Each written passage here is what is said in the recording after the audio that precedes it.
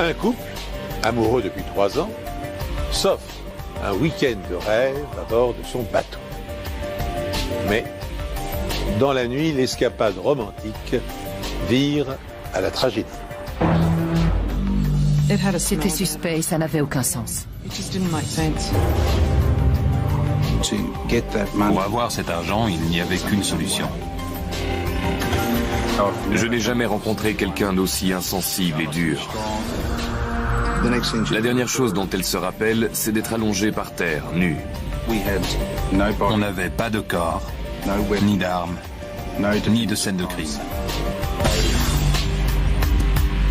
Bonjour. Merci de nous rejoindre pour cette nouvelle enquête impossible inédite. En écumant autrefois les mers du globe, les pirates s'étaient rendus tristement célèbres dans l'histoire de la navigation. De nos jours, quelques-uns d'entre eux s'attaquent toujours aux navires qui croisent en mer Rouge ou dans le détroit de Malacca.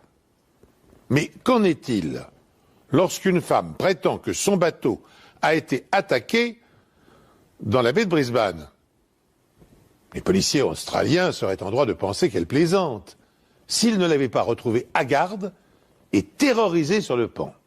Et surtout, s'ils n'avaient pas découvert que son compagnon baignait dans une mare de sang.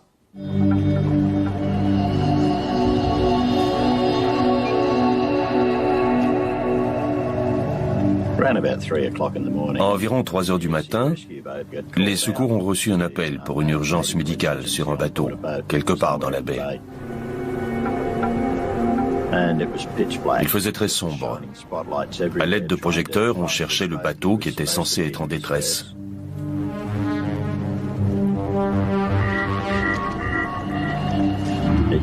On a mis une demi-heure avant de le localiser. Le bateau était dans le noir complet. Tous les feux étaient éteints.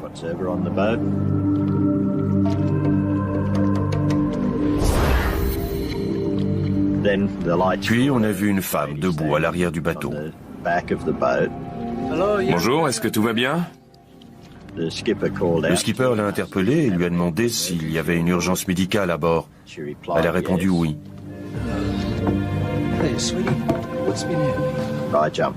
J'ai sauté à bord du Misty Blue et je lui ai demandé ce qui se passait. Elle m'a répondu que quelqu'un était sûrement monté à bord et avait dû lui donner un coup si fort qu'elle avait été assommée. Comment vous appelez-vous? Patricia Byers.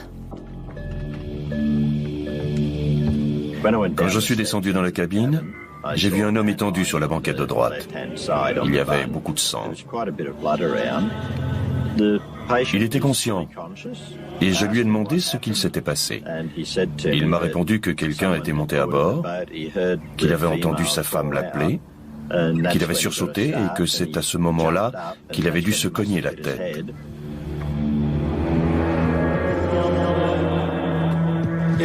Nous avons localisé le Misty Blue. Nous avons 2 blessés à bord, nous allons remorquer le bateau. Nous serons à la base dans environ 15 minutes.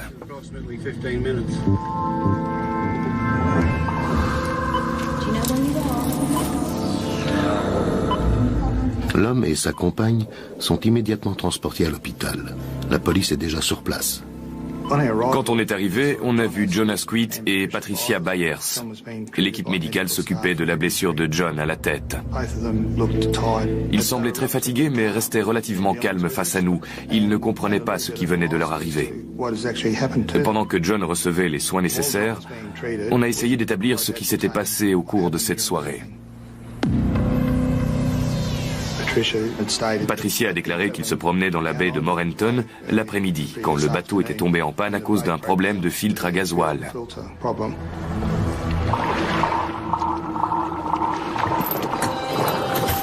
Elle a alors décidé de jeter l'ancre pour la nuit, dans le chenal. Ça a l'air bon, Oui. mais pas aussi bon que toi. Ils ont passé une soirée romantique, ils ont dîné et bu 2 bouteilles de vin et une demi-bouteille de Porto. Ils ont pris une douche nue à l'arrière du bateau avant d'aller se coucher. Pat, réveille-toi. La dernière chose dont elle se rappelait, c'était d'être recroquevillée nue à l'avant du bateau et de John, couvert de sang, lui demandant si tout allait bien. Ils se sont ensuite réfugiés à l'intérieur du bateau où John a lancé des appels de détresse pendant 1 heure, 1 heure et demie.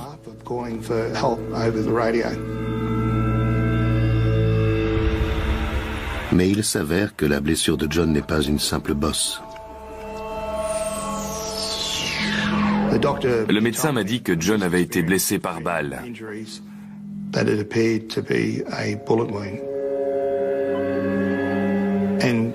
On s'est tourné vers John et Patricia Byers qui ont trouvé ça ridicule et ne l'ont pas pris au sérieux.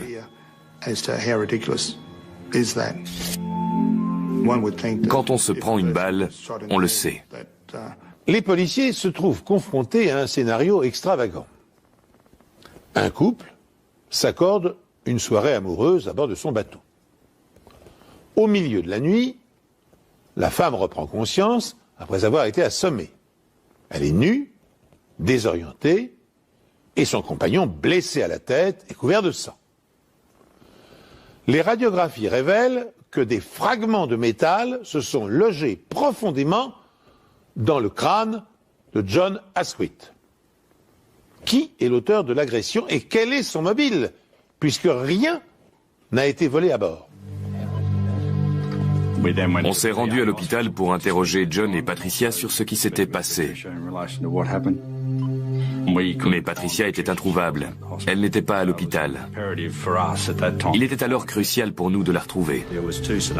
2 scénarios étaient envisageables. Soit quelqu'un était monté à bord du bateau, avait agressé Patricia et tiré sur John, soit ils étaient seuls sur le bateau. Une arme se trouvait à bord. Il ne restait plus qu'à établir à qui cette arme appartenait. À John, à Patricia ou à une tierce personne. La police recherche l'unique témoin de ce qui s'est passé sur le Misty Blue, Patricia Byers. Elle n'est ni à l'hôpital, où les radios confirment que John a été blessé par balle, ni chez elle.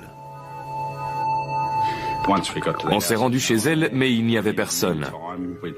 Ensuite, l'hôpital nous a appelés pour nous dire qu'elle était venue rendre visite à John.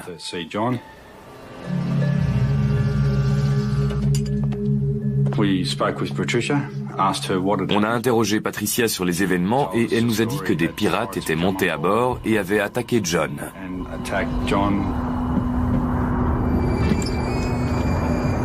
Elle nous a dit que quelqu'un avait tiré sur John, que c'était peut-être les pirates qui lui avaient tiré dans la tête.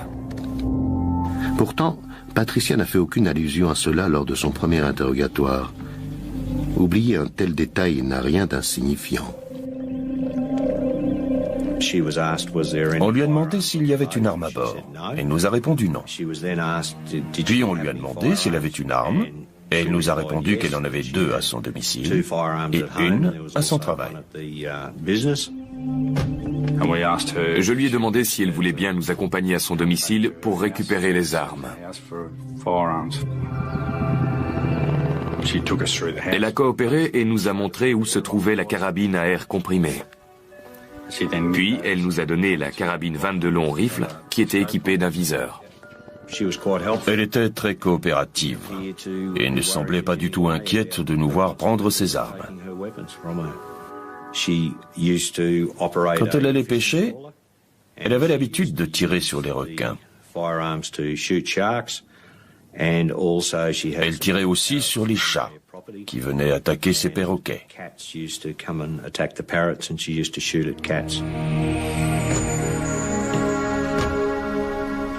Patricia conduit ensuite les policiers sur son lieu de travail, où ils saisissent un fusil à pompe.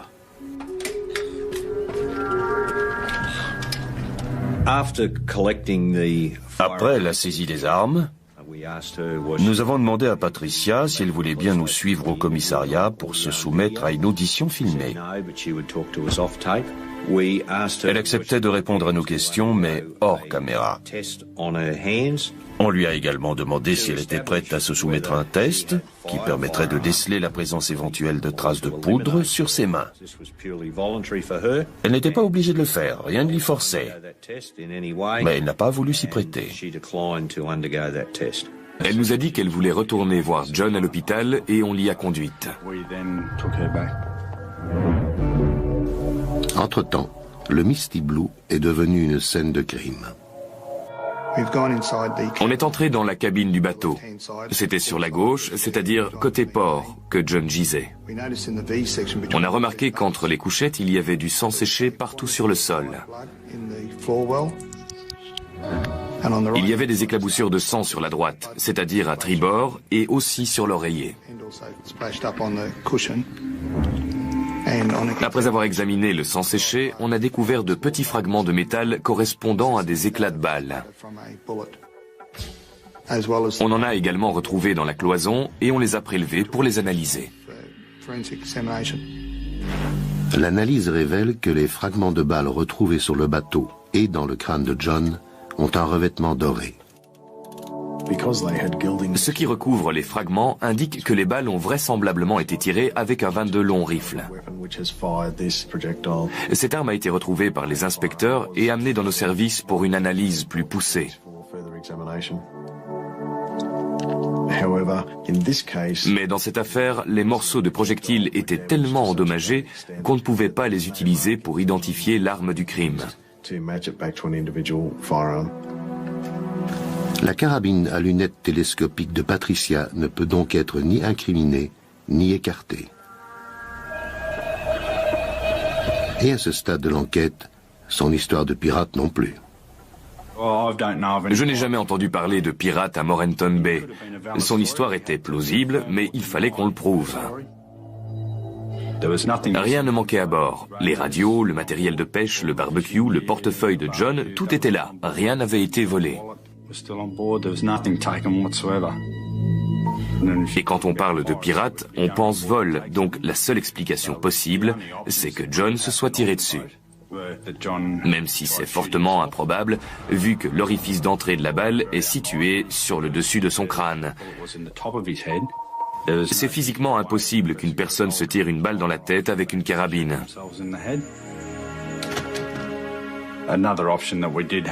L'autre explication possible, c'est que ce soit Patricia qui est tirée. Ils se sont disputés sur le bateau, les choses ont mal tourné, et John a reçu une balle dans la tête sans qu'on sache comment.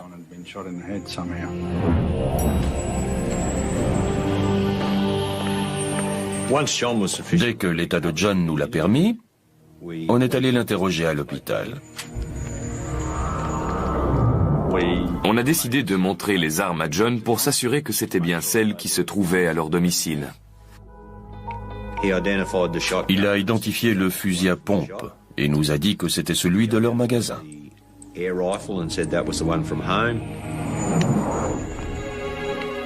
Il a identifié la première carabine et nous a confirmé qu'elle se trouvait chez lui. Mais il a déclaré ne jamais avoir vu le 22 long rifle avant. On lui a demandé comment il pouvait affirmer qu'il ne l'avait jamais vu et il nous a répondu que c'était assez facile car celles qu'ils avaient chez eux n'avaient pas de lunettes télescopiques, ce qui a éveillé nos soupçons. On lui a suggéré que c'était peut-être Patricia qui lui avait tiré dessus. Il était horrifié par cette idée. Il nous a dit que c'était impossible parce qu'ils avaient une relation idyllique et n'avaient aucun problème. Il pensait que quelqu'un était monté à bord et les avait agressés, lui et Patricia. Bien que les morceaux de projectiles soient trop endommagés pour pouvoir déterminer de quelle arme ils proviennent, John Asquith a vraisemblablement été blessé par une carabine de calibre 22 long rifle. Les inspecteurs écartent la thèse absurde d'une attaque de pirate. Ils rejettent aussi celle du suicide. John ne pouvant pas se tirer une balle dans la tête avec un fusil. Alors les soupçons se portent sur sa compagne, Patricia Byers. L'une des armes lui appartenant, saisie par la police, est de calibre 22. Mais John affirme ne l'avoir jamais vue avant le drame. On a fait des recherches sur cette arme et on a découvert qu'elle avait été achetée dans une armurerie à Binley le jour où John avait été transporté à l'hôpital. Je me suis rendu dans cette armurerie pour vérifier les registres. Les documents révélaient que Patricia avait acheté cette arme et qu'elle l'avait payée environ 100 €. Le propriétaire du magasin nous a dit qu'elle voulait un 22 long rifle sans viseur. Mais la seule arme qu'il avait de disponible alors était la carabine à lunettes que nous avions en notre possession. Il lui a également précisé que la lunette pouvait être enlevée. Il s'est rappelé qu'elle était allée retirer de l'argent au distributeur pour le payer. On a alors demandé un mandat pour avoir un relevé de compte de Patricia. Elle est allée au distributeur juste en face du magasin, a pris de l'argent et elle est allée acheter l'arme. On pouvait donc affirmer qu'elle avait acheté cette arme cet après-midi-là. On savait alors pourquoi elle n'était pas à l'hôpital auprès de John, puisqu'elle était en train d'acheter une arme. Elle savait vraisemblablement que nous allions perquisitionner leur domicile et demander à voir leurs armes. Il fallait qu'on retrouve la quatrième, l'autre carabine 22 long rifle. Le petit bateau dont la cabine est maculée de sang a été emmené à Manly pour être examiné par la police. La victime de Yatala, John Asquith, 53 ans, a été blessée à bout portant. Une femme de 46 ans se trouvait également à bord. On sait que le couple avait beaucoup bu. L'embarcation serait tombée en panne et ils auraient mouillé dans le chenal. La police maritime interroge toutes les personnes qui se trouvaient dans les environs au moment du drame. Les plongeurs ont entamé des recherches là où le bateau a jeté l'ancre. Ils chercheraient une carabine 22 long rifle. On a immédiatement pensé que la carabine avait été jetée par-dessus bord dans Moreton Bay. Mais la marée, les courants et les mouvements de l'eau ne permettaient pas de retrouver l'arme. Si Patricia Byers a tiré sur John, son compagnon, les inspecteurs doivent trouver le mobile. Ils commencent par enquêter sur leur relation. Leur famille et leurs amis ont tous déclaré qu'ils s'entendaient très bien, qu'ils avaient de très bonnes relations, on n'avait aucun problème. Ils tenaient un commerce ensemble, ils renvoyaient l'image d'un couple heureux. Tous ceux que nous avons interrogés nous ont dit qu'ils avaient de bonnes relations. Ils ne se disputaient jamais, tout était parfait et ils finiraient certainement par se marier. Ça m'a paru étrange et j'avais des doutes sur ce qu'il s'était passé. Mais les preuves étaient là et parlaient d'elles-mêmes. Patricia était impliquée dans cette fusillade. La police s'intéresse ensuite à la situation financière de John et à qui cela profiterait s'il venait à mourir. John nous a dit qu'il avait une assurance vie et que les bénéficiaires étaient ses enfants. Quand on a eu les détails de sa police d'assurance, on a constaté un changement de bénéficiaire. Patricia était la seule à pouvoir en bénéficier. On a donc fait faire des recherches plus poussées et on a appris que John avait souscrit 4 autres assurances vie.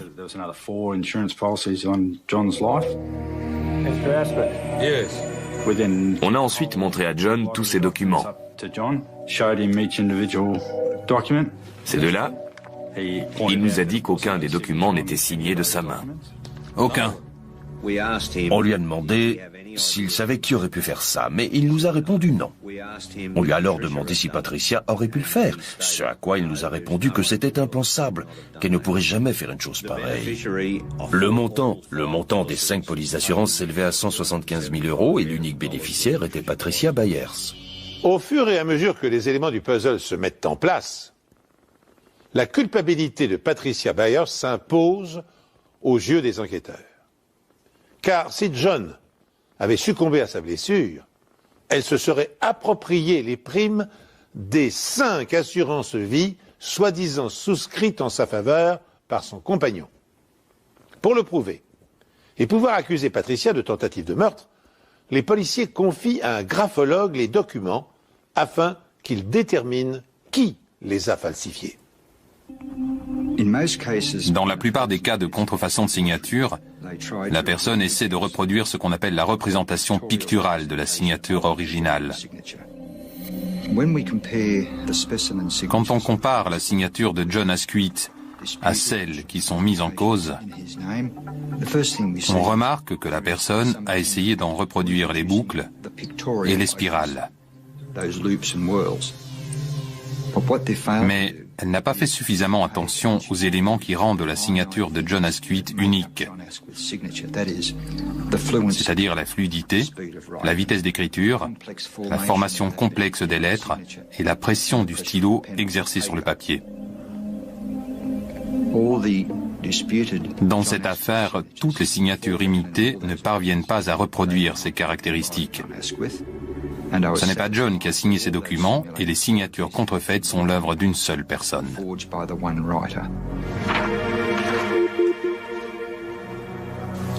La police pense que le faussaire est Patricia Byers. Non seulement tous ces documents ont été envoyés à une seule et même adresse, celle de sa boîte postale, mais lorsque les inspecteurs examinent les registres d'un centre médical où un examen a été passé afin de pouvoir souscrire à l'une des polices d'assurance, les soupçons se confirment. Il n'y avait aucun rendez-vous au nom de John Asquith. Le seul rendez-vous était au nom de Joanne Asquith. On lui a fait une prise de sang et remis un certificat. Le double de la facture était également au nom de Joanne Asquith. Pas besoin d'être un expert pour voir que les documents envoyés à la compagnie d'assurance ont été falsifiés. On a montré des photos de plusieurs femmes, dont celle de Patricia Byers, au réceptionniste. Il l'a identifiée comme étant la personne qui s'était présentée ce jour-là. Les inspecteurs ont les éléments nécessaires pour accuser Patricia de tentative de meurtre, mais John Asquith refuse toujours de croire à son implication. Mais plus pour très longtemps. Il est allé chez son médecin et lui a dit qu'il était malade. Son médecin a fait analyser son urine. Il avait une grande quantité de Valium dans son organisme. La police dispose de suffisamment de preuves indirectes contre Patricia Byers, mais la carabine 22 long rifle avec laquelle elle aurait tiré sur son compagnon reste introuvable.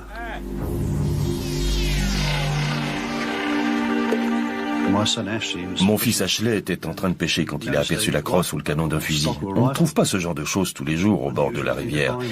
On avait entendu parler d'une fusillade sur un bateau et le lendemain, c'était à la télé et dans les journaux. On a fait le rapprochement et on s'est dit qu'il y avait peut-être un rapport. On a donc décidé de l'amener à la police. Détail étonnant. Ce sont les voisins de Patricia Byers qui retrouvent par hasard la crosse de la carabine dans la rivière. Il s'avère qu'elle fait partie d'une arme de calibre 22 long rifle. Une question se pose désormais. Est-ce celle dont s'est servie Patricia pour faire feu sur son amant?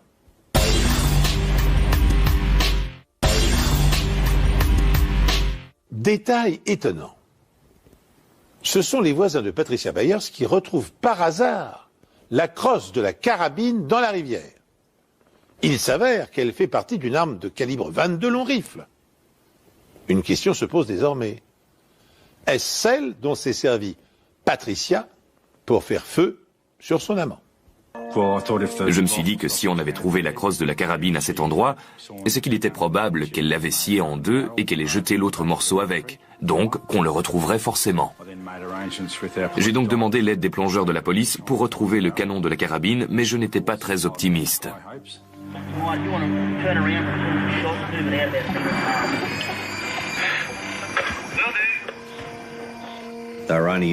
Après seulement 40 minutes, un des plongeurs a retrouvé le canon d'un 22 long rifle. C'était fantastique. C'était ce qu'on recherchait, mais il manquait encore le reste de la carabine. À l'examen, le canon semblait avoir été scié. Et si on retrouvait la même chose sur le morceau de crosse restant de la carabine, cela pouvait avoir endommagé ou déformé la balle lors de son passage dans le canon. Ou peut-être que la balle a pu éclater en percutant quelque chose, comme le crâne de M. John Asquith.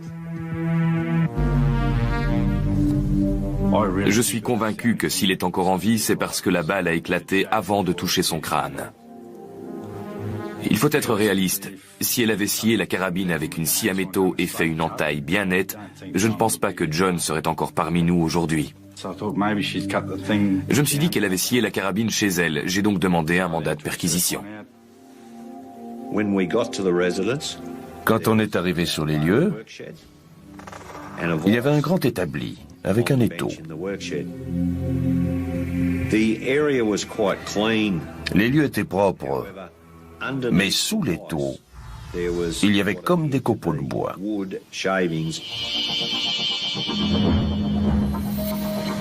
Les copeaux, ainsi que la crosse de la carabine, sont confiés à un spécialiste afin de déterminer s'ils coïncident. On a commencé par couper un bout de la crosse pour déterminer la nature du bois. Il s'agissait d'un bois dur. On l'a ensuite placé dans un microtome, qui est un outil tranchant. La lame permet de couper des morceaux très fins sur les 3 surfaces à étudier. On a ensuite teint ces lamelles avec de la safranine, qui met en relief la structure du bois. On les a placées sur une lame de microscope afin de pouvoir observer l'anatomie du bois. On peut comparer ça à des empreintes digitales. Chaque variété de bois a des caractéristiques anatomiques très particulières. On peut les observer au microscope et ensuite entrer ces caractéristiques dans une base de données qui donnera les différents types de bois possibles. Dans cette affaire, il s'agissait d'une variété de bétula, du bouleau, un bois dur de l'hémisphère nord.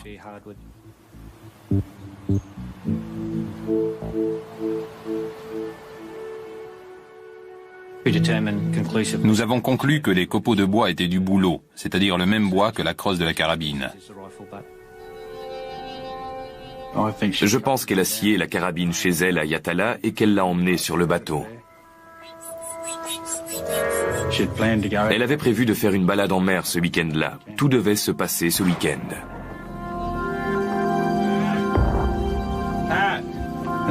Mais tout ne s'est pas passé comme prévu. John n'est pas mort, il a survécu. Ça a anéanti tous ses plans.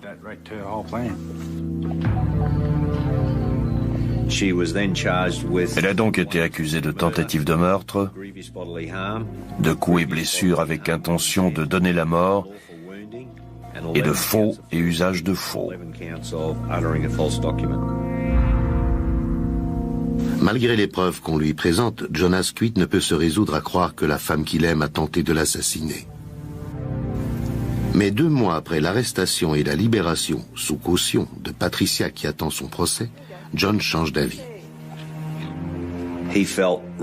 Un jour, après avoir mangé ce que Patricia lui avait préparé, John a commencé à se sentir vraiment très mal. Il avait très envie de dormir, il se cognait partout et avait du mal à rester éveillé.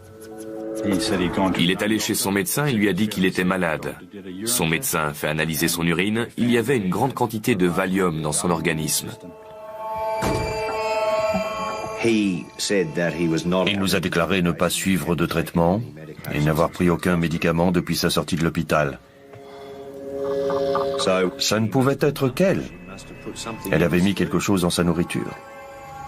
Cette prise de conscience a eu l'effet d'une bombe sur John. Il a complètement changé d'attitude et a compris que Patricia, la femme avec qui il vivait, et selon lui avec qui il avait une relation merveilleuse, avait essayé de le tuer. La police est sur le point de découvrir que John n'est pas la seule victime de Patricia Byers. Tandis que John Asquith découvre l'atroce vérité, Patricia Byers comparaît devant une cour de justice. Après 2 semaines de procès, le jury la déclare coupable de tentative de meurtre. Elle est condamnée à 12 ans de prison. L'estimant devenue inoffensive et incapable de récidiver, le juge lui accorde une mise en liberté conditionnelle après 3 ans d'incarcération. Quelques semaines plus tard, une information fracassante révèle que Patricia n'en était pas à son coup d'essai. J'ai reçu l'appel d'une femme qui s'inquiétait pour son père, qui avait vécu avec Patricia Byers. Après avoir pris connaissance de cette histoire dans les médias, elle a eu peur pour son père car tous ses biens, maisons, voitures, bateaux appartenaient désormais à Patricia. Comment peux-tu me faire ça? Selon la fille de Carl, Patricia Byers et son père étaient ensemble depuis 8 ans, quand il l'a apparemment quittée le 6 juillet 1990. Sans nouvelles de leur père, ses filles ont téléphoné à Patricia, qui leur a dit qu'ils s'étaient séparés et qu'il était parti en Thaïlande rejoindre sa petite amie thaïlandaise. Elle semblait très émue, elle criait et pleurait.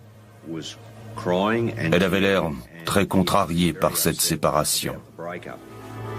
Tout me semble parfait jusque-là. Oui. Vas-y, amuse-toi bien. Merci beaucoup. Selon Ross Roberts, son patron, Carl Godkens avait l'intention de rejoindre sa petite amie thaïlandaise et de ne revenir que 2 mois plus tard. Il l'a vue pour la dernière fois 3 jours avant son départ. Il m'a demandé si je voulais aller boire une bière et je savais que j'allais être mal à l'aise. Donc j'ai refusé son invitation parce que je ne voulais pas m'immiscer dans ses problèmes conjugaux. D'accord, merci, à la prochaine. Ils sont restés dans la voiture un petit moment parce que Carl avait demandé une avance sur salaire. Ils ont convenu que Carl lui rembourserait plus tard ou que la somme serait déduite de son salaire. Ce n'était pas un problème, car c'était un homme intègre et droit. Je lui ai serré la main en lui souhaitant bonne chance et je lui ai dit qu'on se verrait à son retour. Il était surpris de recevoir environ 2 semaines plus tard une lettre dactylographiée de Carl. C'était une lettre de démission disant qu'il ne reviendrait pas. Et qu'il s'était arrangé avec Trish pour la maison.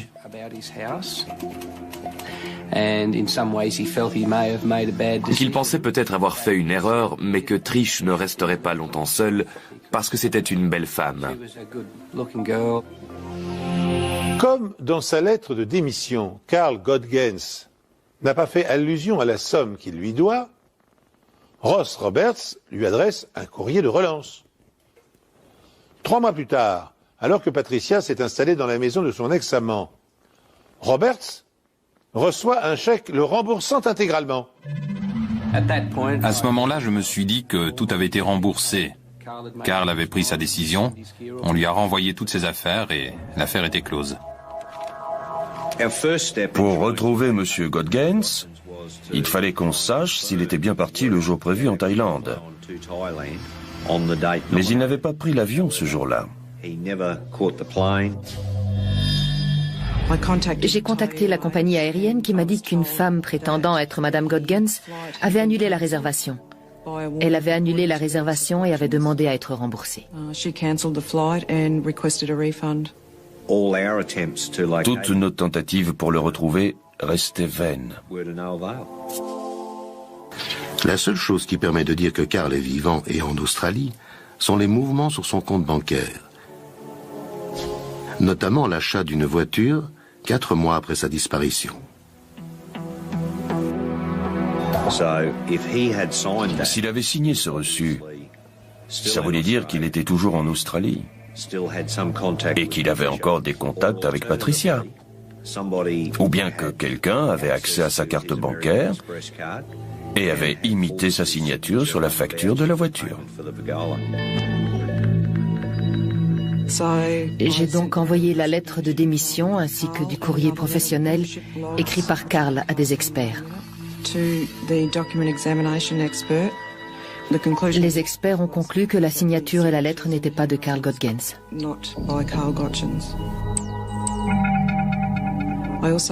Je me suis également renseignée sur ce qu'étaient devenus ses biens et notamment sa maison à Yatala.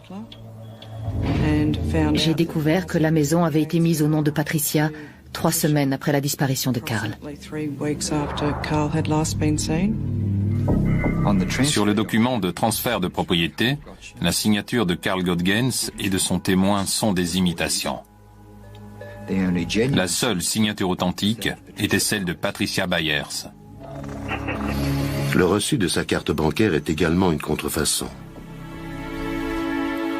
Je suis allée chez le concessionnaire qui avait vendu la voiture. Le vendeur m'a dit s'être rendu à l'adresse de Yatala, où il avait rencontré une femme se présentant sous le nom de Madame Godgens,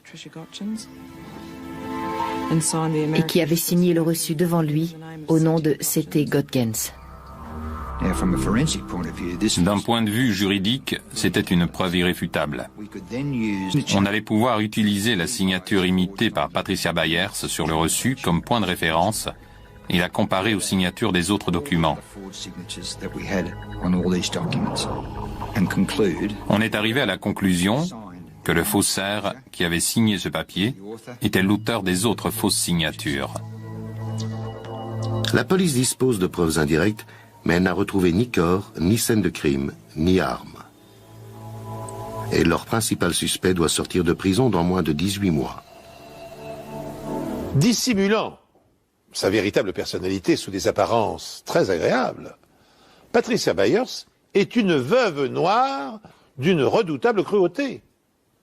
Avant de s'en prendre à John Asquith, qu'elle aurait tué sans état d'âme si la balle n'avait pas explosé avant de l'atteindre, elle était parvenue à éliminer Carl Godgens, son ex-amant, pour accaparer la totalité de ses biens.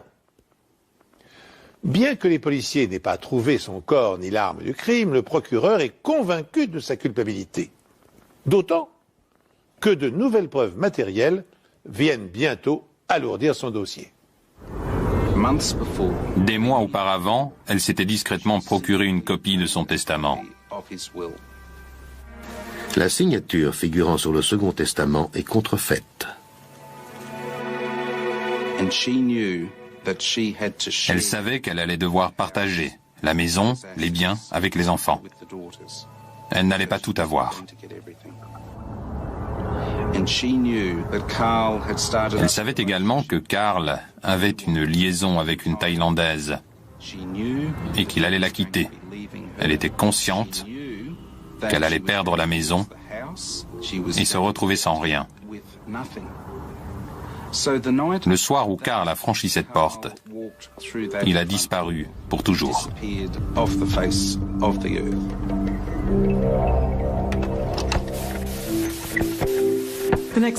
L'étape suivante était de vérifier qu'il ne restait pas de preuves dans la maison.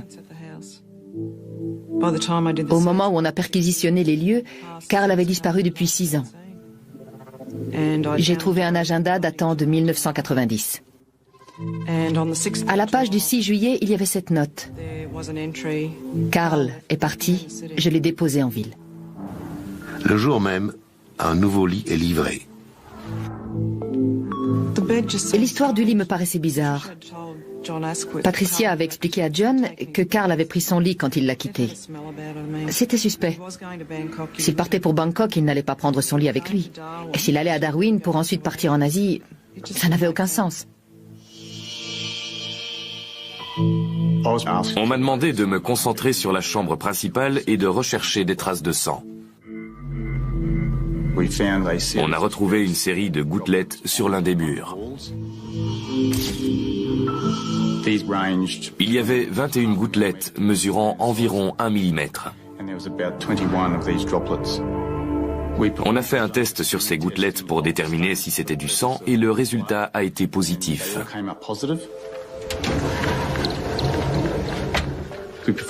Sur le sol de la chambre, on a vaporisé du luminol. On recherchait là aussi des traces de sang. La moquette était posée comme ça, à même le sol. Ce qui m'a paru étrange, c'est qu'il n'y avait rien en dessous, pas de T-baude.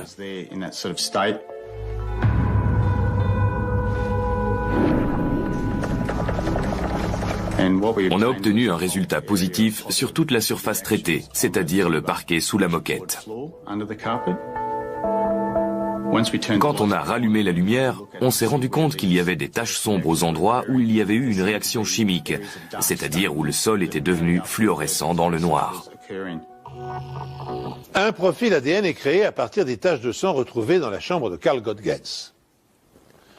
Les experts médico-légaux le comparent à celui de ses filles. Les signatures ADN présentent des similitudes, bien qu'il soit difficile de l'affirmer. La forme particulière des éclaboussures de sang permet par ailleurs de déduire le mode opératoire de l'assassin. On peut déduire de leur forme qu'elles sont le résultat d'une grande force exercée contre une source de sang.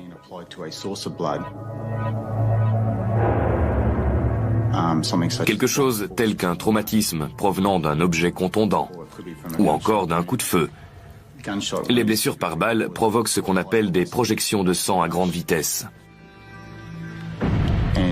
Et ces projections sont minuscules, comme si on les avait pulvérisées. Ces taches de sang sont infimes et n'ont donc pas pu être éliminées. Elles pouvaient provenir de quelque chose d'aussi banal qu'un éternuement ou d'une quinte de toux avec du sang dans la bouche et le nez.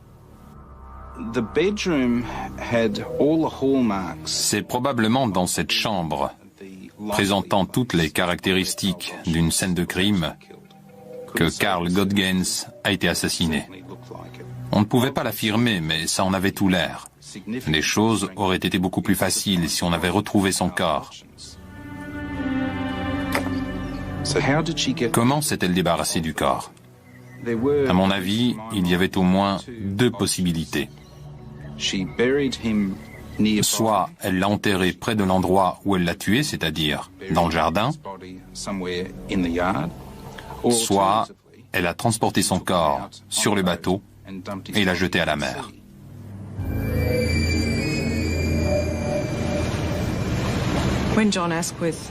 Lorsque John Asquith et Patricia se sont mis ensemble, leur maison à Yatala était encore en travaux.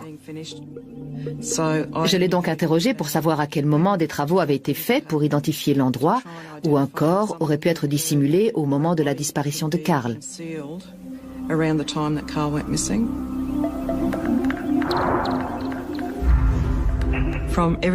D'après ce qu'il m'a dit, c'était l'abri de jardin l'endroit le plus probable puisqu'il a été construit quand Carl a disparu.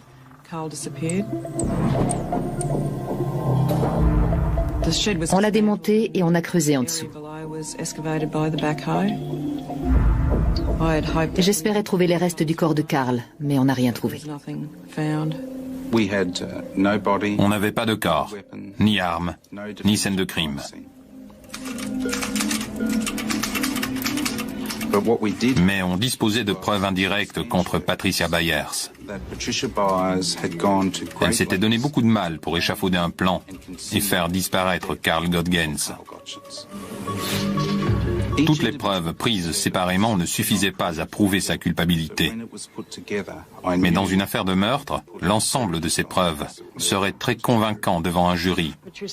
Patricia Byers appelait des non coupables du meurtre de Carl Godgens. Celui-ci a disparu depuis le mois de juillet 1990. L'accusé soutient qu'il est parti à Bangkok pour épouser une prostituée thaïlandaise.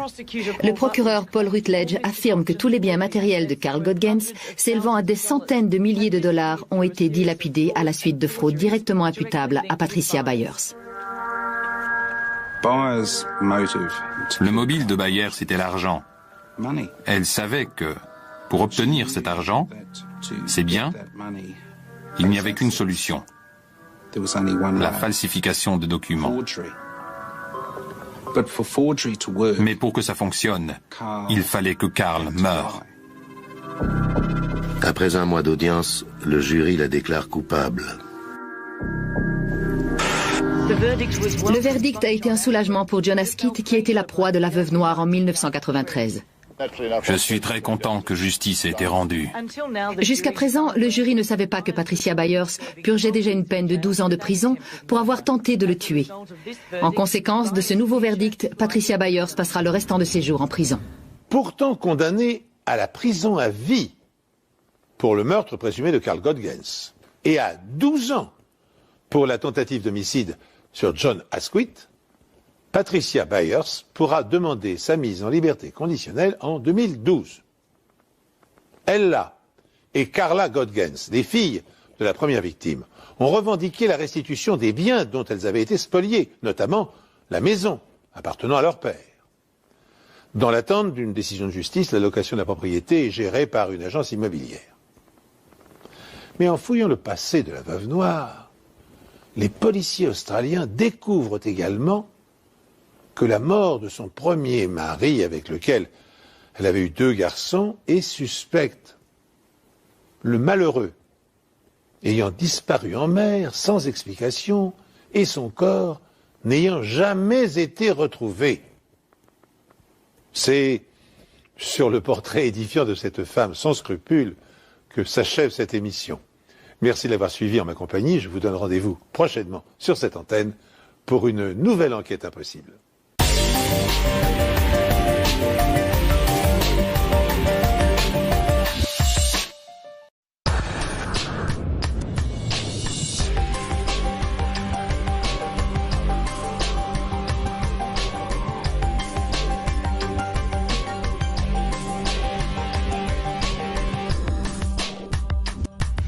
Cet homme, Ray Krohn, a été surnommé le tueur au Chico d'Arizona. Il y a quelques années, une étrange morsure découverte sur le cadavre d'une femme lui avait valu d'être accusé du meurtre et condamné à la peine capitale.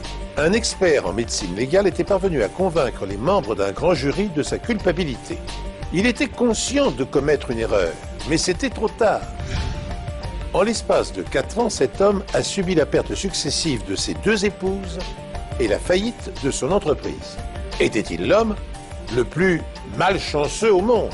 Ou les malheurs qui l'ont frappé n'étaient-ils dus qu'à des coïncidences, comme le pense un médecin légiste? Bonjour et merci de suivre en ma compagnie ce nouvel épisode de votre série. Si vous êtes un habitué des enquêtes impossibles, vous aurez constaté que les systèmes judiciaires français et américains sont radicalement différents. La justice américaine est accusatoire. La victime devient un simple témoin, tandis que l'État assure sa défense. Le procureur a pour mission de rassembler les preuves à charge, démontrant la culpabilité de l'accusé.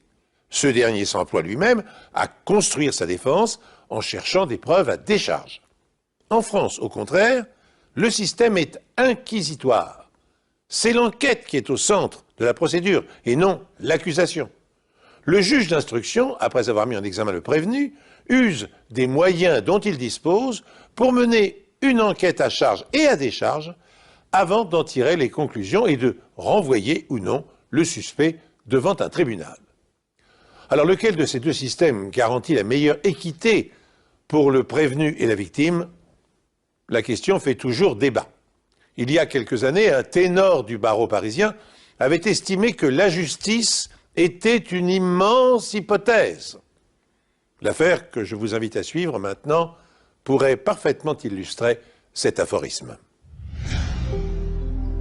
Le CBS Lounge est l'un des nombreux bars que compte le centre-ville de Phoenix, capitale de l'Arizona. À l'époque, Hank Arredondo est le propriétaire de l'établissement. Kim Encona est chargé de faire tourner la boîte. Dans ce métier, il faut avoir le sens du contact. Il faut être honnête. Et toutes ces qualités, Kim les avait.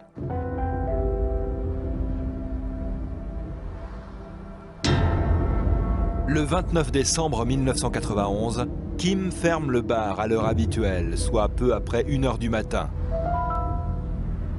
Comme à son habitude, Hank lui passe un coup de fil pour s'assurer que tout va bien. Kim a décroché. Je lui ai demandé si tout allait comme elle voulait, s'il n'y avait pas de problème. Elle a répondu « Non, Hank. Je sais que tu es fatigué, va te coucher. T'en fais pas pour moi. Je m'occupe de tout. » Lorsque Hank arrive le lendemain pour l'ouverture, il remarque que la porte est entrebâillée. C'était pas dans l'habitude de ma barmaid de laisser la porte ouverte. Ni dans la mienne d'ailleurs. Il y avait un truc qui clochait. Son premier réflexe est d'aller s'assurer que le coffre-fort n'a pas été forcé. La caisse est bien là. Il se rend à la cuisine, personne. Puis, il se dirige vers les sanitaires des hommes. Il suffit que je ferme les yeux pour revoir la scène comme si j'y étais. Je la revois, allongée dans la salle de bain, les yeux figés. Morte. Les images me reviennent encore aujourd'hui. Elles me poursuivront certainement jusqu'à la fin de mes jours. Mais cette fille était magnifique, même dans ce corps sans vie.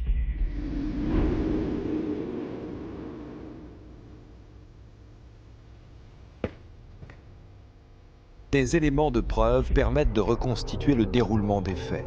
Le tueur s'empare d'un couteau dans la cuisine, traîne Kim de force jusqu'au sanitaire des hommes où il la poignarde sauvagement. Il se débarrasse du couteau dans une poubelle en le dissimulant sous un sac. En partant, il laisse une trace de pas sur le sol de la cuisine qui vient d'être lavée. Le travail d'identification de la police scientifique aboutit à la conclusion qu'il s'agit de l'empreinte d'une basket de pointure 43. Sur le corps de Kim Encona, on retrouve des cheveux. Ils sont noirs et n'appartiennent pas à la victime. Kim a manifestement été mordu à travers son débardeur, comme en témoigne une trace de morsure retrouvée sur sa peau. Sur le comptoir sont posés 2 verres, apparemment servis après la fermeture. Les experts en criminalistique relèvent les empreintes de Kim sur l'un des verres. Sur l'autre, les empreintes ne sont pas suffisamment nettes pour être identifiées. L'hypothèse retenue est qu'elle connaissait sûrement son agresseur, qu'elle l'a autorisé à rentrer dans le bar après la fermeture en enfreignant le règlement de l'établissement et que c'est cette personne qui l'a assassiné. Le vol n'est manifestement pas le mobile du meurtre. Rien n'a été dérobé dans le sac à main de la victime, sac à main à l'intérieur duquel la police trouve un carnet d'adresses, dans lequel figurent les noms et adresses d'un client régulier, un facteur dénommé Ray Krohn. On ne peut pas dire qu'il était très apprécié. Les gens le trouvaient arrogant. Il y avait quelque chose en lui qui dérangeait, qui déplaisait. Des employés du bar confient à la police que Kim éprouvait des sentiments pour Krohn, un homme avec lequel elle avait souvent discuté au bar. Kim Encona avait fait part à ses amis de ses sentiments pour Ray, leur disant qu'elle l'appréciait beaucoup et qu'elle pourrait avoir une aventure avec lui. Des informations qu'ils ont révélées aux enquêteurs. Ray Krohn a 35 ans. C'est un vétéran de l'armée de l'air. Il n'a pas de casier judiciaire. Plusieurs employés du bar disent à la police que Kim avait rendez-vous avec Krohn le soir du meurtre. D'après ce que ses amis ont déclaré à la police, la dernière personne que Kim Encona était censée voir ce soir-là était Ray Krohn. Disons qu'il était supposé la rejoindre pour l'aider à fermer l'établissement. Qui a tué Kim Encona? De toute évidence, l'un de ses proches, ou un familier du bar, puisque le meurtrier a pris un dernier verre en sa compagnie après la fermeture de l'établissement. Alors la police dispose de 3 indices relevés sur la scène de crime. Une empreinte de chaussure de pointure 43, quelques cheveux et une marque de morsure relevée sur le corps de la jeune femme. C'est à la fois peu et beaucoup, car bien exploités par des experts scientifiques, ces indices peuvent fournir quantité d'informations.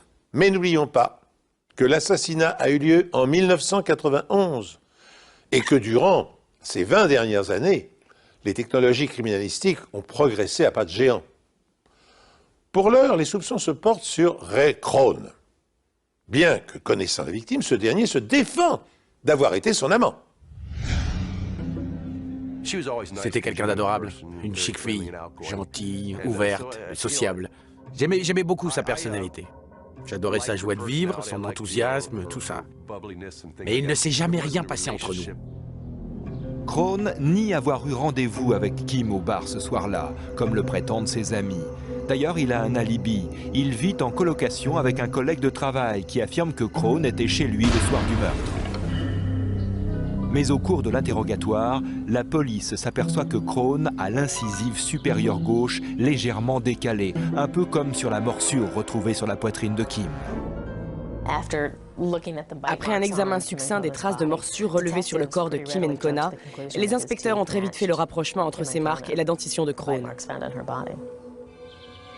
Krohn accepte sans réserve de fournir une empreinte de ses dents en mordant dans une plaque en mousse de polystyrène, un matériau couramment utilisé parce que mou et stable à la fois. Les odontologistes médico-légaux relèvent une série d'empreintes de morsures parmi les fréquentations masculines de Kim Encona, et n'en trouvent qu'une sur laquelle l'incisive supérieure gauche est avancée, à l'instar de la marque retrouvée sur le corps de la victime, celle de Ray Krohn.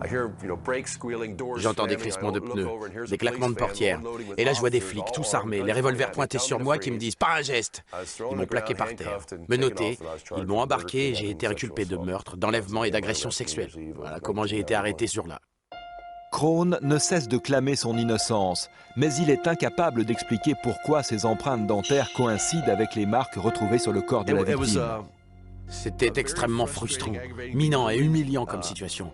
Je peux demander, Mais pourquoi personne ne veut m'écouter? Pourquoi ne prennent-ils pas le temps de réfléchir 5 minutes, de poser le problème rationnellement? Ils finiraient bien par se rendre compte qu'ils font fausse route. Mais la morsure n'est pas le seul élément de preuve à incriminer Crone. Le meurtrier a également laissé des traces de salive sur les vêtements de Kim.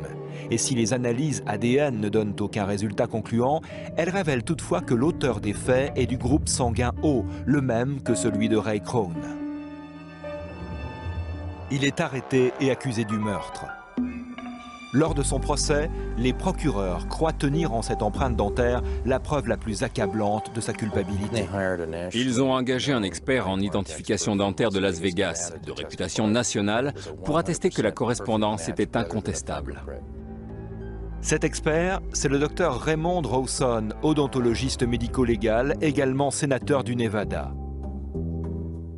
Lors du procès, le docteur Rawson utilise cette vidéo sur laquelle on voit en superposition des photographies de la morsure relevées sur le corps de Kim Nkona et les empreintes dentaires de Ray Crone.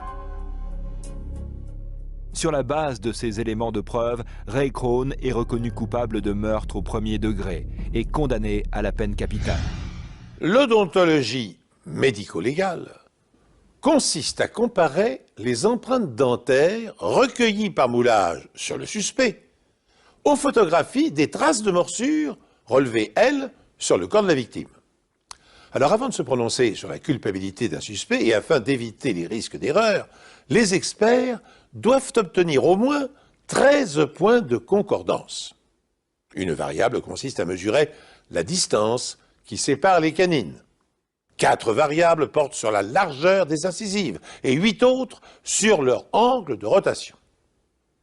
Après avoir procédé de cette manière grâce aux analyseurs d'images sophistiqués, le docteur Rawson est en mesure d'affirmer que Ray Crone est bien celui qui a mordu Kim Nkona dans le bar et qu'il est donc potentiellement ce meurtrier. Crone est reconnu coupable et condamné à la peine de mort.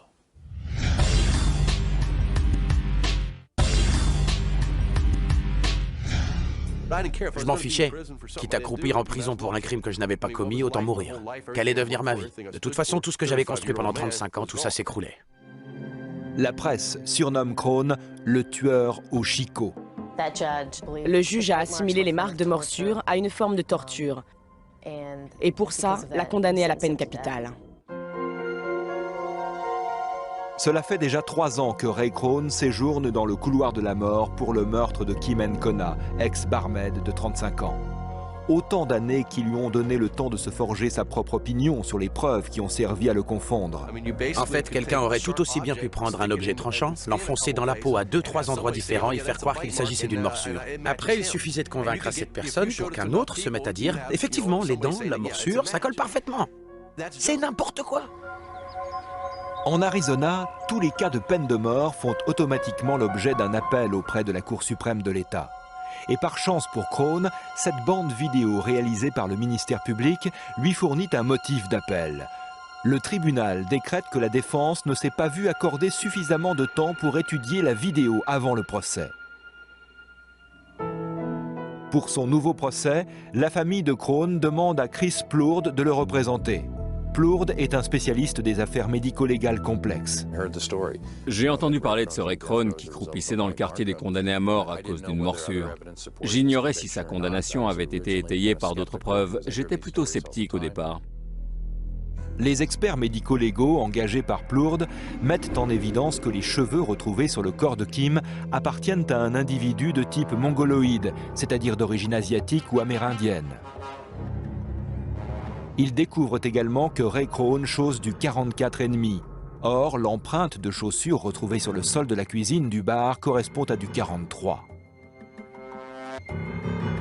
La défense fait appel au docteur Skip Sperber, ancien président de l'Académie américaine de médecine légale, spécialisée en odontologie, pour examiner la morsure, principal élément de preuve lors du premier procès. Les révélations du docteur Sperber provoquent la stupeur. Il déclare avoir eu vent de ces preuves auparavant.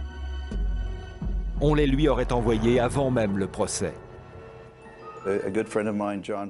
Un bon ami, John Piakis de Phoenix, Arizona, m'a appelé et m'a demandé de jeter un œil à cette affaire particulière, dirons-nous. Le monde uni contre Crone. Dès la première lecture du dossier, j'ai trouvé qu'il y avait trop d'incohérences pour qu'il y ait concordance entre les dents de Ray Crone, le suspect, et les blessures de la victime. Le docteur Sperber déclare alors à son confrère qui travaille pour les procureurs d'Arizona que ces éléments de preuve lui semblent très peu concluants. Disons que sur une échelle de 1 à 10, en partant du principe que 10 est une très bonne note, je leur aurais attribué environ 3 ou 4, plutôt 3 d'ailleurs. Le docteur Sperber reprend le moulage dentaire de Ray Crone, puis en recourant à une méthode traditionnelle mais éprouvée, refait une empreinte en mousse de polystyrène dont il reporte les contours sur un transparent. Il place ensuite le transparent sur le haut de la photo de la marque de morsure retrouvée sur Kim Ancona.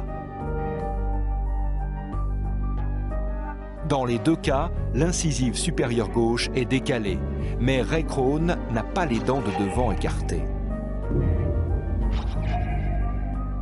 Or, dans le cas de la morsure relevée sur le corps de la victime, on voit nettement la présence d'un écart entre les dents. Pour le docteur Sperber, le résultat est sans appel. Si la morsure est franche, ça saute aux yeux. On voit immédiatement les similitudes. Dans l'affaire Crone, il n'y avait pas de similitude. C'était le principal élément de preuve à charge. Alors quand j'ai reçu le premier rapport d'expert disant que ce n'était pas moi, ça a été un soulagement énorme. J'ai repris espoir. Lors du deuxième procès, le docteur Raymond Rawson, déjà expert en identification dentaire du premier procès, réitère son témoignage. La morsure est sans aucun doute l'acte de Ray Crone. Une équipe d'experts de la défense dément son témoignage. J'étais intimement convaincu de l'innocence de Ray Crone, et je n'étais pas le seul. Il y avait 3 autres dentistes médico-légaux, des types assermentés extrêmement qualifiés qui l'ont disculpé. Mais le jury se braque. Il se range dans le camp du ministère public et déclare Ray Crone coupable une nouvelle fois. Que leur faut-il de plus? Ça veut dire quoi sans aucun doute possible? Ça veut dire quoi présumer innocent? Tout ça, c'est de la foutaise. Dans le système judiciaire que j'ai connu en tout cas, ça ne voulait rien dire.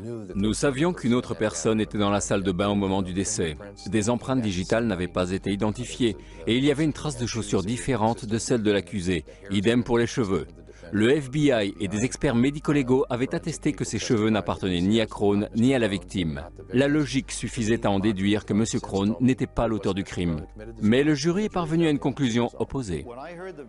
Quand j'ai entendu l'énoncé du verdict au deuxième procès, je n'y ai pas cru. Une incroyable mascarade, je n'avais jamais rien vu de tel. Ray Crone continuera à languir en prison pour un crime qu'il n'a pas commis aux yeux de certains des plus grands experts du pays. La justice marche-t-elle sur la tête? Les membres du jury ont-ils décidé d'être sourds et aveugles alors que les preuves médico-légales s'accumulent pour disculper Ray Crone? Car l'analyse des cheveux retrouvés sur la scène de crime prouve qu'ils appartiennent à un homme d'origine asiatique ou amérindien. Or, Crone est caucasien.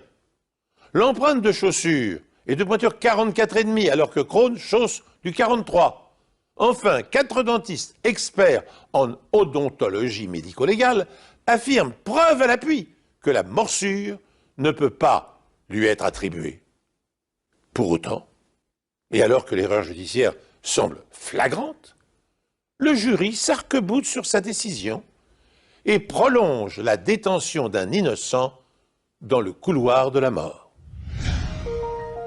Lorsque débute le deuxième procès de Crone, l'un des experts de la défense, le docteur Richard Souvron, vient de rencontrer un expert médico-légal du ministère public lors d'une conférence scientifique. Il m'a dit « Je ne peux plus faire marche arrière ». Il savait qu'il commettait une erreur, mais c'était trop tard. Et quand on y pense, ça fait froid dans le dos. Je ne pouvais pas être complice d'une telle bassesse, alors je lui ai dit « Sors de cet engrenage, tu n'as qu'à dire que tu as des révélations à faire, que tu as changé d'avis, ou que tu as entendu d'autres personnes et reconsidéré ta position. Tout le monde peut se tromper, personne n'est infaillible. » Mais sa réaction a été de me dire « Je ne peux pas faire marche arrière. » La conversation était close. S'exprimant par le biais d'un porte-parole, le docteur Rawson nie avoir eu cette conversation avec le docteur Souvron. Il faudra attendre 2001 pour qu'une nouvelle loi redonne à Crone un peu d'espoir. L'Arizona a été un des premiers États américains à adopter un nouveau projet de loi introduisant la possibilité pour les individus reconnus coupables d'accéder à des preuves et à des analyses ADN après leur condamnation lorsqu'ils clament leur innocence. Les avocats de Crone demandent à l'État d'Arizona de soumettre chacun des vêtements de Kim Encona à des tests de recherche d'ADN. La salive retrouvée sur son chemisier a déjà été analysée et les résultats n'ont pas été concluants. Mais son jean porte de minuscules taches de sang que les procureurs pensent alors être celui de la victime. Le pantalon est envoyé au laboratoire de police scientifique de l'État afin d'y être soumis à un test ADN analysant 13 marqueurs génétiques différents. Les résultats obtenus sont plutôt inattendus. Le sang prélevé sur le jean n'appartient ni à Kim Encona ni à Ray Crone. Alors à qui? Afin de le découvrir, des médecins légistes entrent ce nouvel élément de preuve ADN dans une base de données nationale où sont recensés les profils génétiques de plus d'1 million de détenus de tout le pays. Chaque profil est passé en revue. Des recoupements effectués. Et la base de données trouvera une correspondance avec cet homme. Un Amérindien de 35 ans, Kenneth Phillips, à l'époque incarcéré pour agression sexuelle sur mineurs. À l'époque du meurtre de Kim Encona, Kenneth Phillips vit à 500 mètres du CBS Lounge.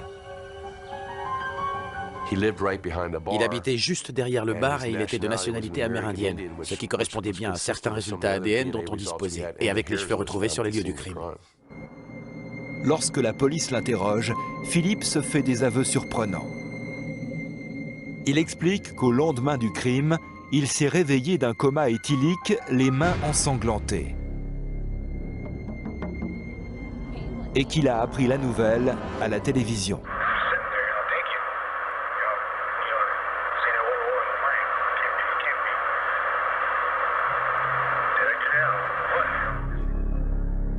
Ces empreintes digitales font partie des empreintes non identifiées relevées dans la salle de bain où a eu lieu le crime. Sa pointure correspond à l'empreinte retrouvée sur le sol de la cuisine. Et ces empreintes dentaires mettent en évidence une incisive supérieure gauche décalée par rapport au reste de sa dentition. Pour Ray Crone, c'est la fin du cauchemar. Après avoir purgé une peine de 10 ans et 4 mois pour un crime qu'il n'a pas commis, il sort enfin de prison, en homme libre. J'avais passé plus de 10 ans derrière les barreaux. Je n'oublierai jamais le jour de ma sortie. En fait, je l'ai même tatoué pour ne jamais l'oublier.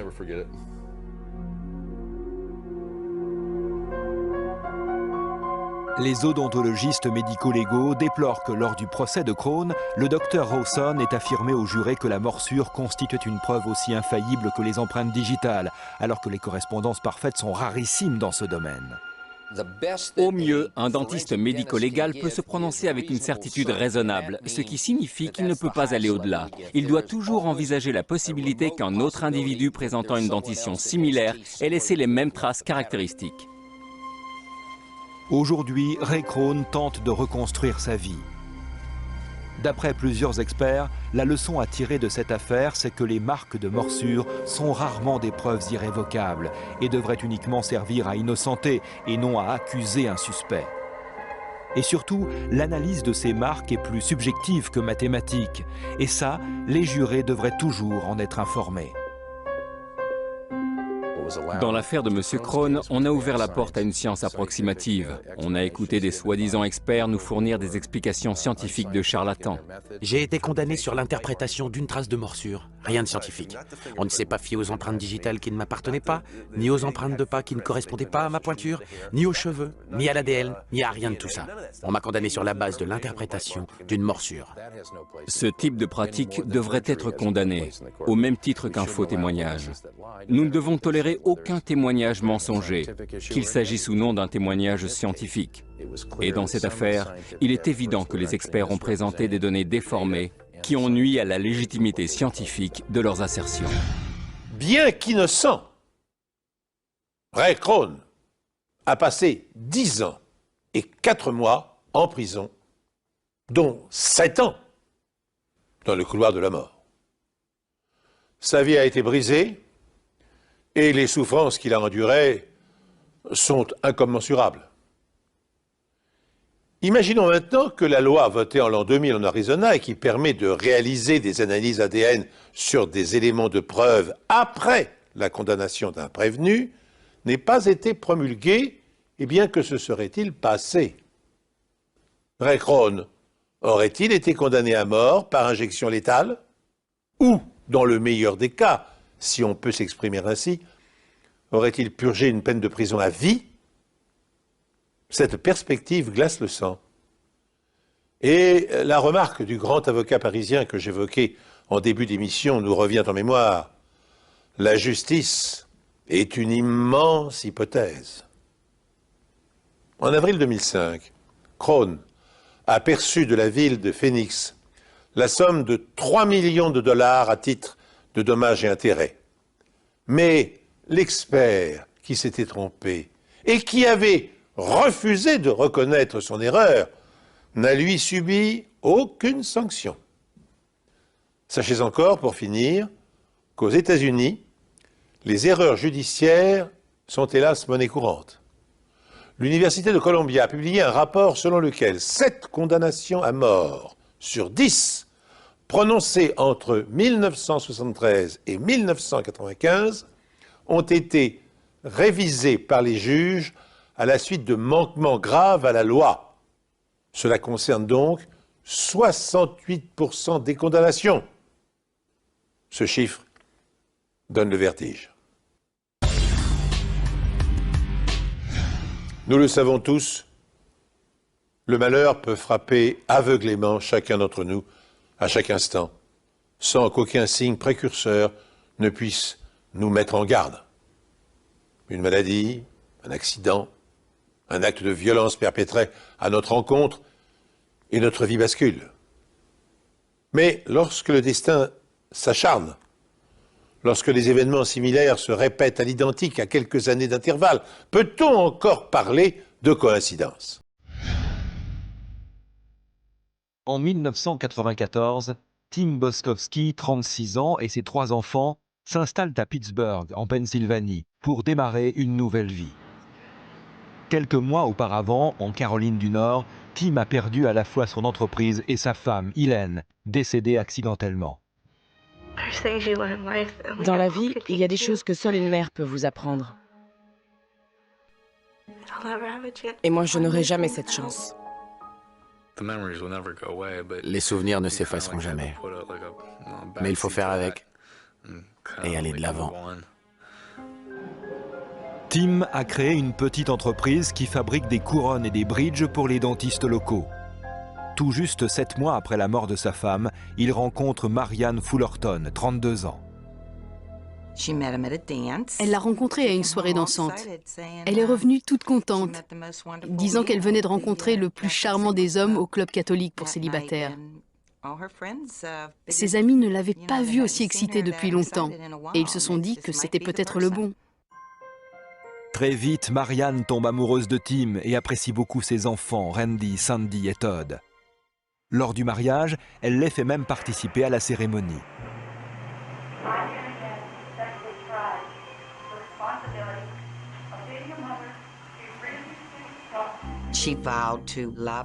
Elle a promis de les aimer, de les chérir et de prendre soin d'eux aussi longtemps qu'elle le pourrait.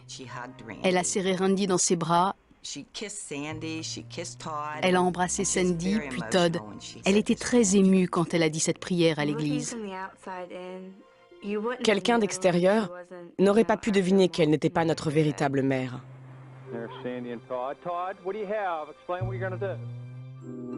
Mais 1 an et demi après le mariage, la tragédie frappe à nouveau Tim Boskowski. Le 7 novembre 1994, peu après minuit, Tim découvre sa femme inconsciente dans le jacuzzi familial. Marianne est transportée en urgence au centre hospitalier du comté d'Allegheny, mais il est trop tard, le décès est prononcé. C'est un sentiment épouvantable.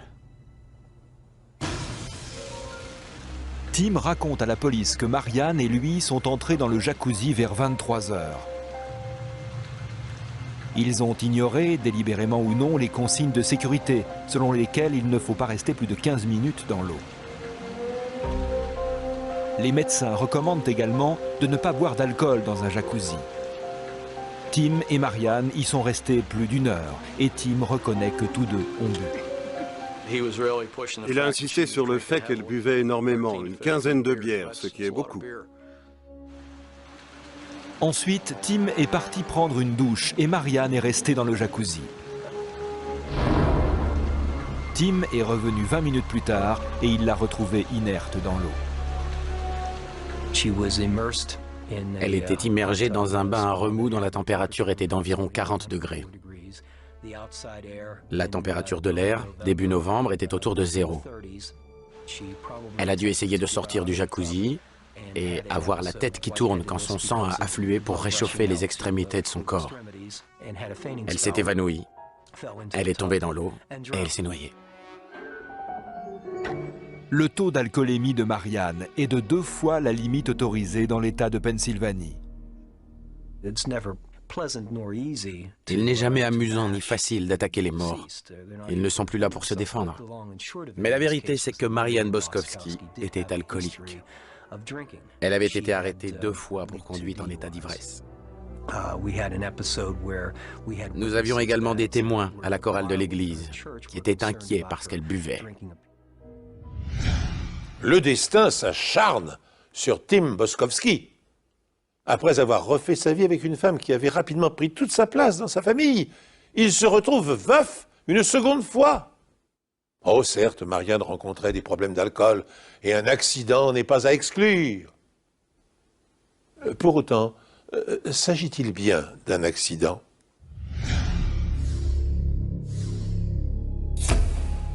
Deux serviettes de plage trempées sont posées sur le rebord du jacuzzi.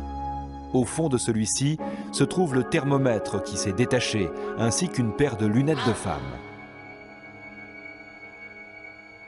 Sur le sol, les policiers trouvent également un paquet de cigarettes mouillées, un cendrier, 2 gobelets et une petite boîte contenant l'appareil avec lequel Tim a tenté de réanimer Marianne en attendant les secours. On utilise généralement cet appareil sur les inconnus pour éviter toute maladie. C'était louche. Quelle personne saine d'esprit voudrait utiliser cet appareil sur sa propre femme et prendre le risque de la laisser toute seule dans le jacuzzi pour aller chercher cet objet à la cave et le ramener?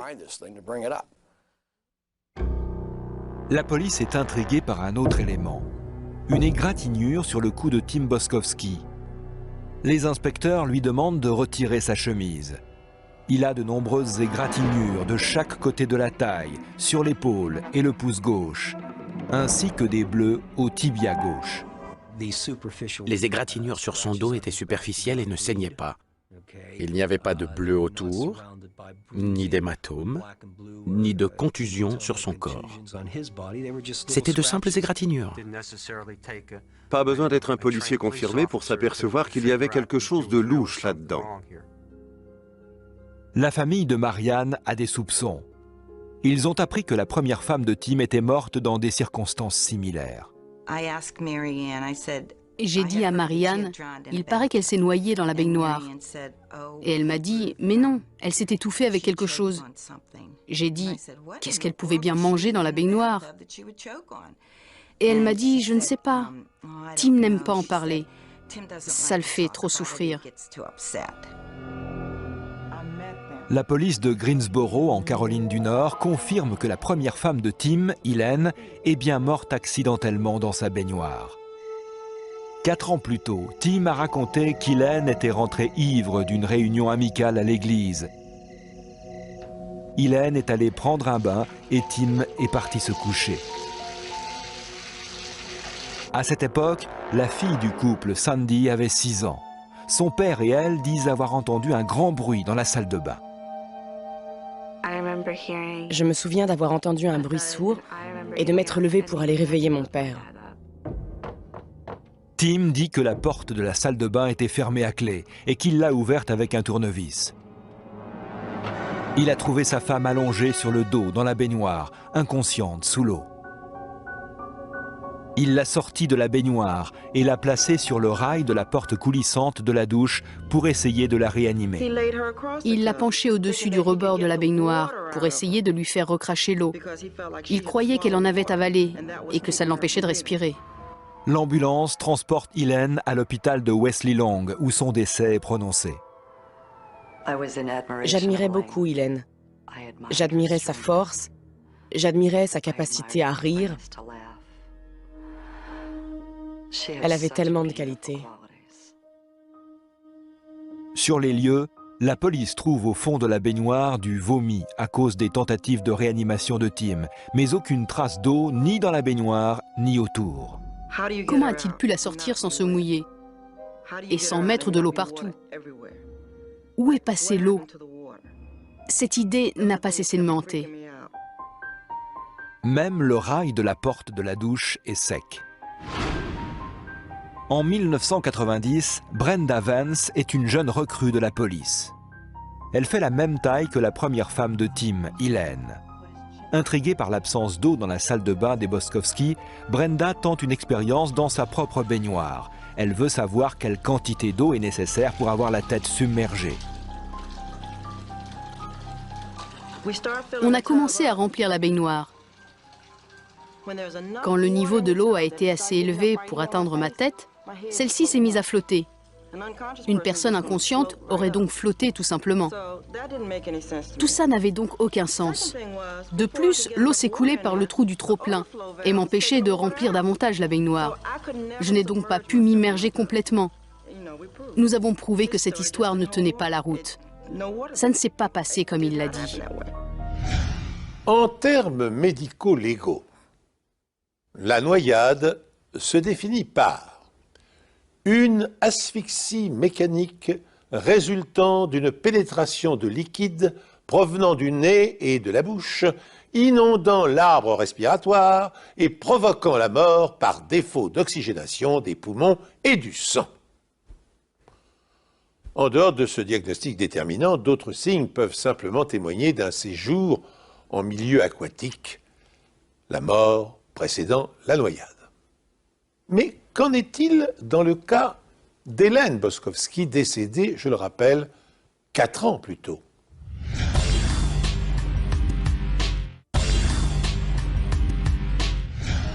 L'autopsie d'Hélène Boskowski ne révèle aucune trace d'eau dans ses voies respiratoires. Les médecins légistes disent que les victimes de noyade n'ont pas toujours d'eau dans les poumons. Le dessous de la poitrine et le haut de l'abdomen sont marqués par 3 lignes parallèles qui concordent avec le rail de la porte de la douche des Boskowski. Les explications qu'il a données pour justifier les marques sur le corps ne pouvaient pas être réfutées par l'autopsie. Il a dit « Je l'ai placée sur le rebord de la baignoire pour la réanimer, pour lui sauver la vie. » Eh bien, nous avons des marques qui confirment qu'un corps a bien été posé sur le rebord de la baignoire. Le rapport de toxicologie révèle qu'Hélène avait un taux d'alcool dans le sang égal à 0. Elle n'était pas ivre, contrairement au dire de Tim. Malgré cette contradiction, le médecin légiste déclare que la cause de la mort est indéterminée. J'ai écrit indéterminé parce que même si je ne crois pas vraiment à son histoire, je ne peux pas dire que ça ne s'est pas passé comme il le dit. J'ai des soupçons, mais pas assez d'éléments. Je comprends parfaitement pourquoi elle en est arrivée à cette conclusion. Pour tout vous dire, je pense qu'elle a fait de son mieux compte tenu des circonstances. Je pense aussi qu'elle a dû se sentir très mal quand la deuxième femme est morte. Tim Boskowski a été marié 2 fois. Ses 2 épouses sont décédées dans des circonstances suspectes. La première dans la baignoire, la deuxième dans le jacuzzi. Les amis et la famille disent que les 2 femmes se ressemblaient beaucoup. Elles avaient la même coiffure. Ironie du sort, elles portaient aussi les mêmes grosses lunettes à triple foyer. Un autre point commun, toutes 2 étaient très impliquées dans l'Église catholique. L'enquête sur la mort de la première femme de Tim s'est révélée peu concluante. Les inspecteurs espèrent en apprendre davantage grâce à l'autopsie de sa deuxième femme. Il est impossible de savoir ce qui s'est exactement passé, mais nous pouvons établir des liens entre certains éléments de façon logique et réfléchie. Le médecin légiste a dénombré 53 bleus, aussi bien externes qu'internes, sur le dos, le haut des bras et le cou. Il y a plusieurs zones d'hémorragie importantes. Dans le cou, dans ces petits muscles qu'on appelle des muscles rubans parce qu'ils ressemblent à de petites bandes allongées rectangulaires. Et il y a aussi de petites hémorragies dans les tissus alentours. Une pression sur le côté du cou empêche le sang de circuler dans l'artère carotide vers le cerveau. Et une pression sur le nerf vague le long de la carotide ralentit le cœur et la respiration.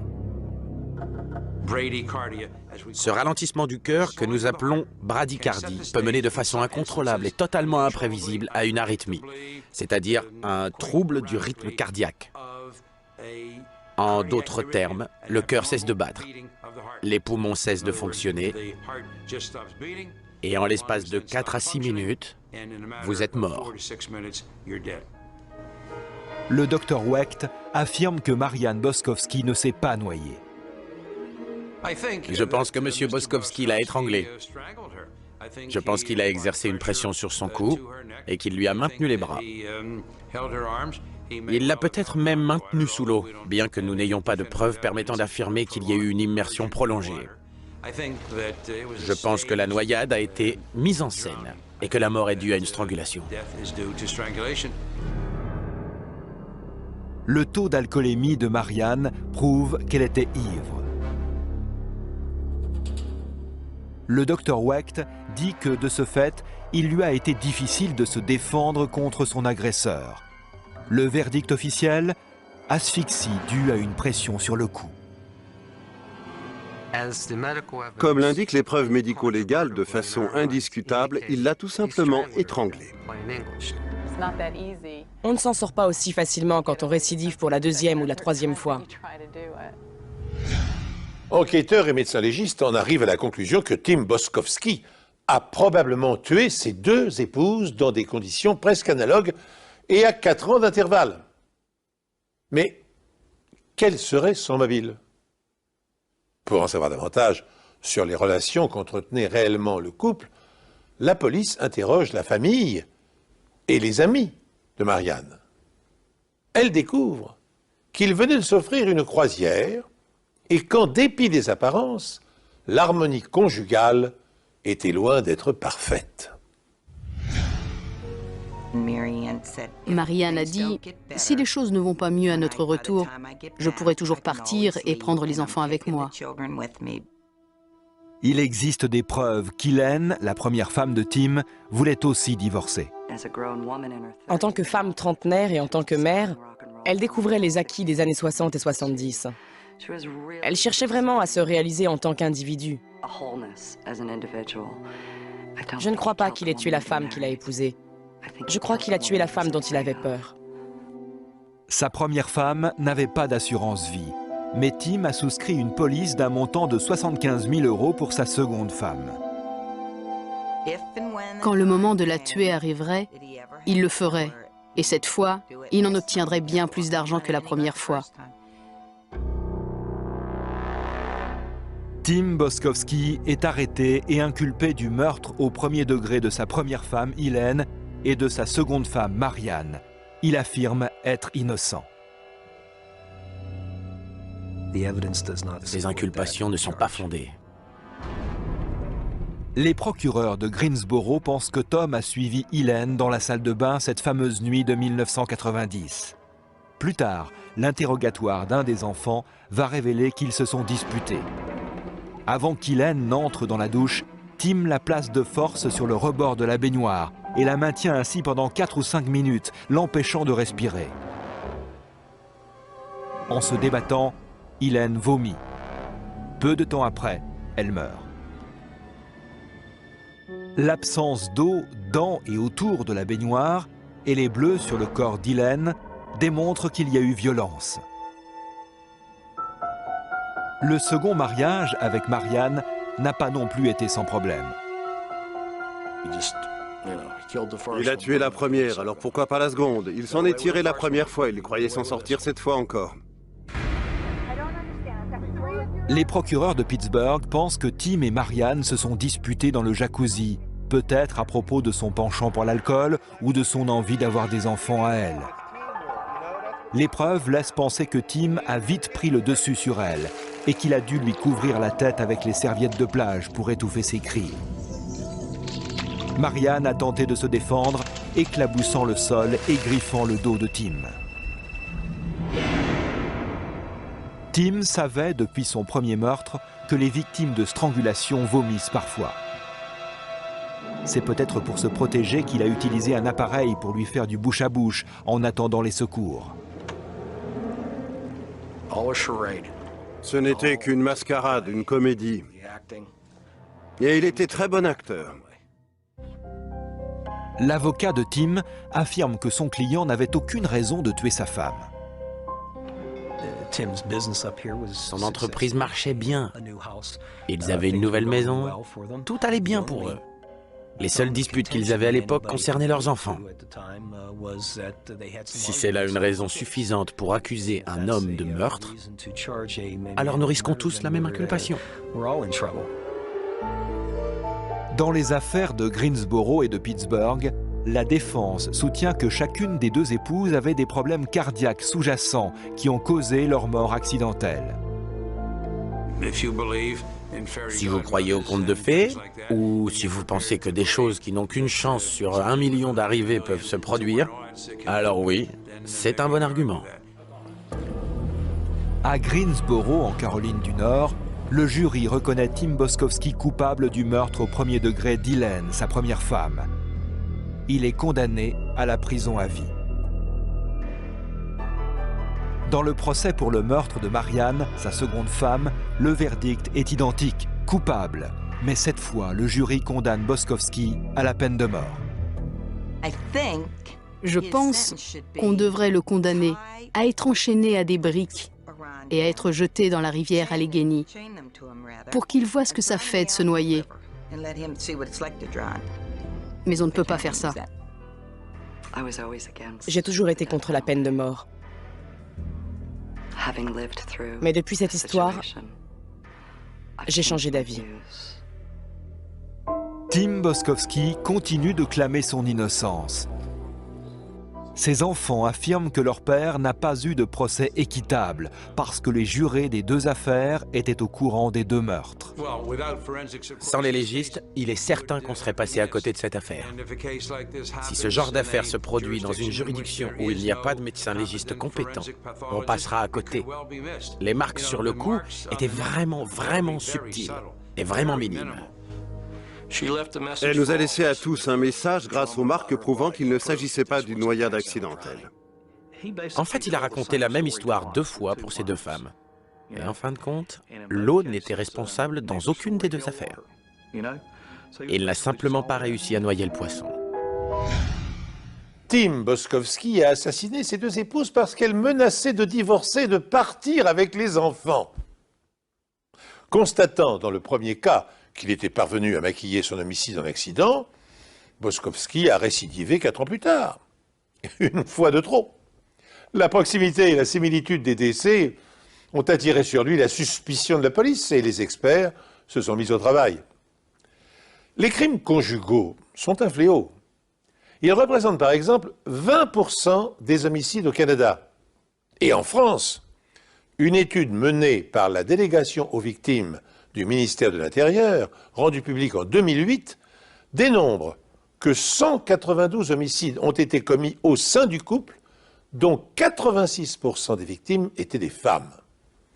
Il ressort également de cette étude que la séparation est le mobile principal du passage à l'acte. Eh bien, ainsi se termine cette émission. Merci de nous être fidèles. Je vous donne rendez-vous prochainement sur cette antenne pour un nouvel épisode de vos Enquêtes impossibles.